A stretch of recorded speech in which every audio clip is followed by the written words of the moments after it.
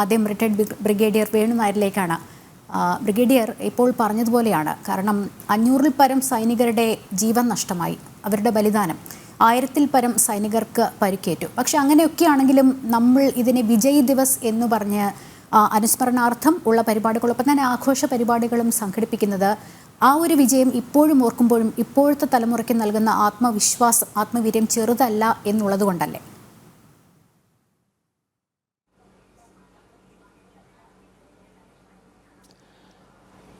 ലക്ഷ്മി എല്ലാവർക്കും ആദരാഞ്ജലികൾ പറഞ്ഞല്ലോ.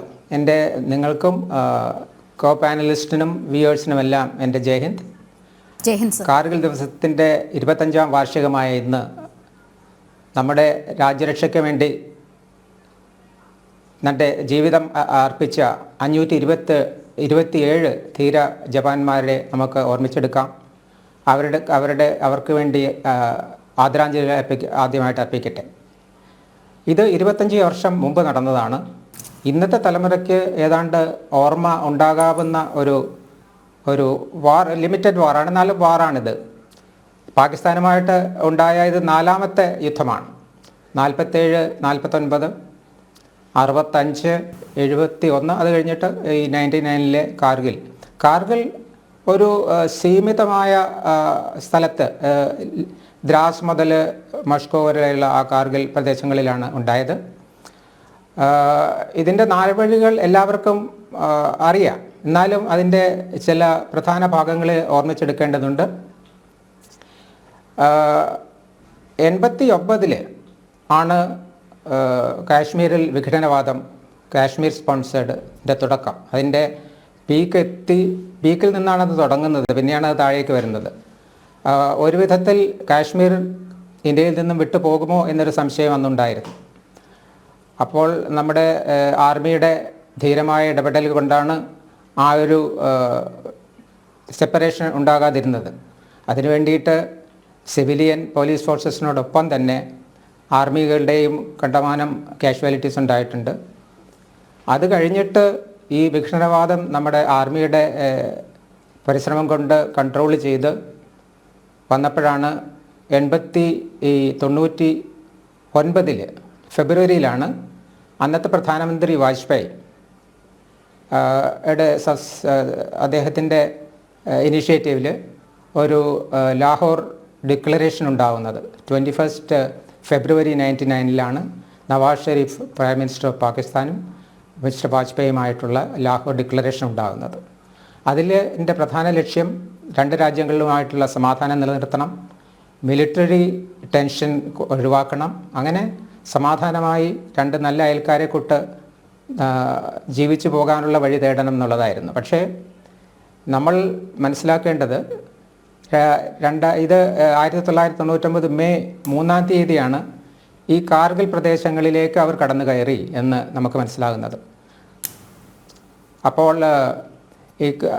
ഈ പ്രദേശങ്ങൾ ഇപ്പോൾ എല്ലാവർക്കും അറിയുന്നത് പോലെ ഇത് വിൻ്റർ വെക്കേറ്റഡ് ആണ്. അപ്പോൾ കാലാകാലങ്ങളായിട്ട് രണ്ടു കൂട്ടരും അലിഖിതമായ ഒരു തീരുമാനത്തിലാണ് അങ്ങനെ ചെയ്തുകൊണ്ടിരുന്നത്. ഒരു വിൻ്റർ തുടങ്ങുമ്പോൾ നമ്മുടെ ആർമി പിന്മാറും, അവരുടെ ആർമിയും പിന്മാറും. പക്ഷേ അതുകൊണ്ട് ഈ വിൻ്റർ ഓഫ് 98-99 വിൻ്റർ കാലത്തിലും ഇത് തന്നെയാണ് സംഭവിച്ചത്. അപ്പോൾ ആ സമയത്താണ് ഇവർ കയറി വരുന്നത്. ഒരു 100 കിലോമീറ്റർ കൂടുതലുള്ള ഫ്രണ്ടേജിൽ അവിടുത്തെ മലകൾ നിരകളുടെ പൊക്കം 15,000 to 18,000 ആണെന്ന് എല്ലാവർക്കും. ഈ ദ്രാസ് ഏറ്റവും വിൻഡി ഏരിയയാണ്, വിൻഡ് ചിൽ ഫാക്ടർ ഉണ്ട്. അവിടെ സാധാരണ ജീവിതം തന്നെ ദുഷ്കരമാണ്. ഒരു 10 ഫീറ്റ് നടന്നു കഴിഞ്ഞാൽ നമ്മൾ 100 മീറ്റർ സ്പ്രിൻറ്റ് ചെയ്ത ആയാസം ഒരു മനുഷ്യനുണ്ടാവും. അവിടെ വാർ ലോഡുമൊക്കെ ആയിട്ട് യുദ്ധം ചെയ്യുക, അറ്റാക്ക് ചെയ്യുക എന്നുള്ളത് വളരെ പ്രയാസമുള്ള കാര്യങ്ങളാണ്. അത് എല്ലാവർക്കും അറിയാവുന്നതുമാണ്. അപ്പോൾ ഈ പീസ് ടോക്കും പീസ് എഗ്രിമെൻറ്റും നടന്നുകൊണ്ടിരിക്കുമ്പോൾ ഈ കാശ്മീർ പ്രദേശത്തിൽ പാകിസ്ഥാൻ ആർമി ഉണ്ടായിരുന്നു എന്നാണ് കരുതേണ്ടത്. ഇല്ലെങ്കിൽ ഒരു പിറ്റേ ദിവസം മെയ്യിൽ ഒന്നും വന്നതല്ല, അതിന് സമയമെടുക്കും. Minimum 6 months or even earlier. എൻ്റെ പ്ലാൻ നേരത്തെ ആക്ച്വലി നമ്മൾ സിയാച്ചിൻ പാകിസ്ഥാൻ ആർമി എത്തുന്നതിന് മുമ്പ് നമ്മുടെ ആർമി അവിടെ എത്തി. അത് 84-ലാണ്. അത് അവർക്കൊരു ഡ്രോബാക്ക് ആയിരുന്നു. പിന്നെ 71 വാറിലെ ഒരു ഷെയിംഫുൾ ഡിഫീറ്റ് 93,000 പ്രിസണേഴ്സ് നമ്മുടെ കയ്യിൽ വന്നത്.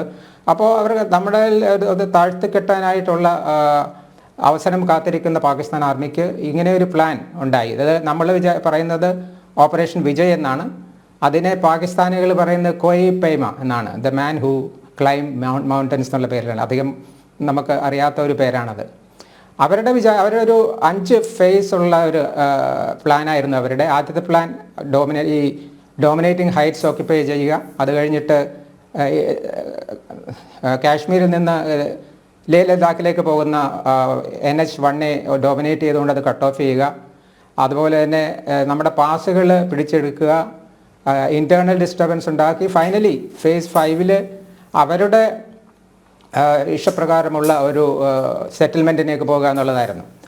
അപ്പോൾ നമുക്ക് മനസ്സിലാകുന്നത് 3rd May അന്ന് മുതൽ തന്നെ വളരെ ഘോരമായ യുദ്ധം ഇവിടെ ഉണ്ടായി. ഞാൻ പറഞ്ഞതുപോലെ ഇവിടെ നമ്മുടെ വിജയത്തിന് കാരണം ഒന്ന് നമ്മുടെ ധീരരായ സൈനികരാണ്, പിന്നെ ജൂനിയർ ലീഡർഷിപ്പിൻ്റെ നേതൃത്വമാണ്, പിന്നെ വളരെ ഇഫക്റ്റീവായ ആർട്ടിലറി ഫയർ. ഇപ്പോൾ നമ്മൾ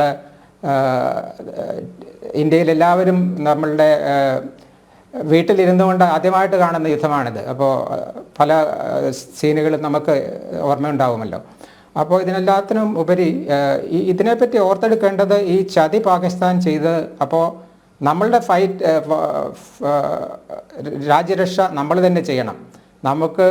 നമ്മളുടെ പുറകിൽ ആരുടെയെങ്കിലും സഹായ ഹസ്തമുണ്ടാകുമെന്ന് വിചാരിക്കരുത്. അപ്പോൾ അതുകൊണ്ട് we have to be independent, ആത്മനിർഭരത എന്ന് ഇന്ത്യയിൽ പറയുന്നതാണ് നമുക്ക് വേണ്ടത്. ഇപ്പോഴത്തെ യൂത്തിന്, നമ്മുടെ യുവാക്കൾക്ക് ഇങ്ങനെയൊരു കാര്യം മനസ്സിലാക്കി കൊടുക്കാൻ കൂടിയാണ് നമ്മൾ ഈ വിധമുള്ള വിജയ ദിവസങ്ങളും 71-ലാണെങ്കിലും ഇപ്പോൾ കാർഗിലൊക്കെയാണെങ്കിലും നമ്മൾ ആഘോഷിക്കുന്നത്.